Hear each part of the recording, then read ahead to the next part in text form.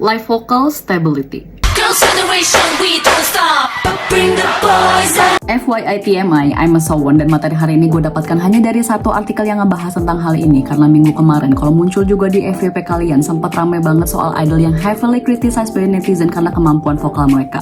Gak perlu sebut merek karena bukan itu yang mau kita omongin hari ini. So let's go. Baru-baru ini video SNSD pada masa awal debut mereka kembali muncul. Videonya menampilkan SNSD sedang berlatih di ruang dance berlatar belakang awan. Mereka menarikan lagu debut mereka yaitu Tashimanan Sege atau Into the New World sambil menyanyikannya. Orang yang membuat postingan ini bilang pada saat itu banyak orang yang nyinyir sama kemampuan vokalnya SNSD. Sulit untuk dipercaya memang karena kalau kita dengerin lagi sekarang sebenarnya suara mereka itu terdengar stabil dan harmonis antara satu dengan yang lain.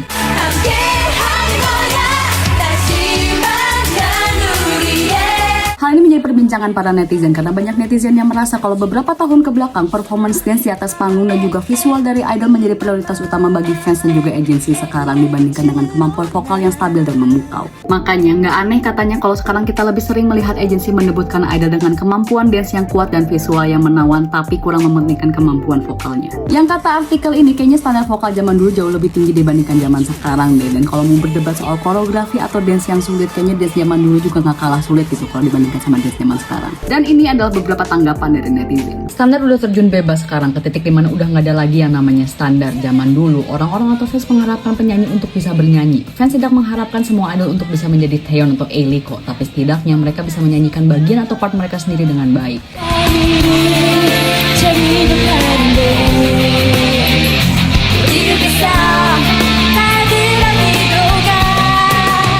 SNSD tidak pernah menjadi penyanyi yang buruk. Mereka memiliki vokal line yang kuat. Bahkan dance line mereka pun gak pernah falas atau crack ketika bernyanyi jika dibandingkan dengan lead vokal generasi zaman sekarang.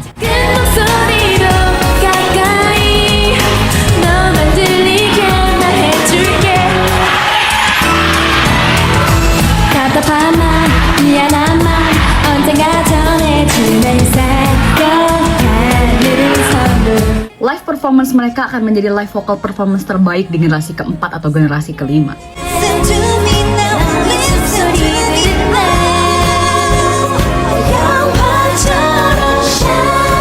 Fans zaman sekarang udah nggak punya lagi standar soal vokal. Buktinya kita udah nggak menganggap aneh kalau idol bernyanyi lebih buruk ketika encore dibandingkan saat performance dengan koreografi di hari yang sama.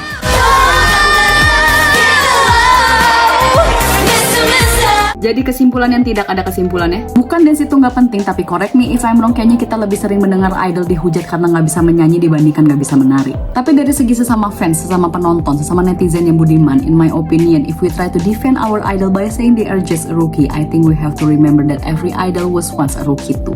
Sekian.